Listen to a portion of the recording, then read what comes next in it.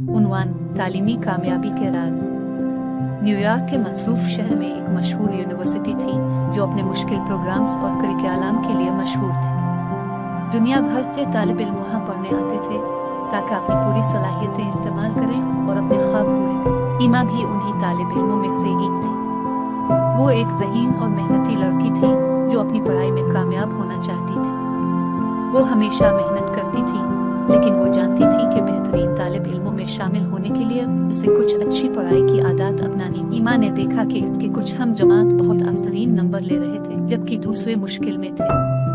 उसने ये सीखने का फैसला किया कि उनकी कामयाबी का राज क्या है और इसे अपनी रूटीन में शामिल किया। अच्छी पढ़ाई की आदत का पहला हिस्सा जो ईमा ने सीखा वो गोल्स मुकर्रर करने की अहमियत थी। उसने महसूस किया कि बगैर किसी वाज़े मकसद के तवज्जो हट जाना और हौसला खो देना आसान होता है। इसने रोजाना मखसूस घंटे पढ़ाई के लिए रखे और इस बात को यकीनी बनाया कि कोई चीज उसकी तवज्जो ना बटाए। अच्छी पढ़ाई की आदत का एक और अहम हिस्सा जो ईमा ने अपनाया वो दूसरों के साथ मिलकर पढ़ना था। ईमा ने पाया कि मिलकर पढ़ने से वो मुश्किल मौज़ूआत को ज्यादा आसानी से समझ सकती थी। लेकिन ने अपनी अच्छी पढ़ाई की आदत को अपनाया जिन्होंने उसकी रहनुमाई की थी।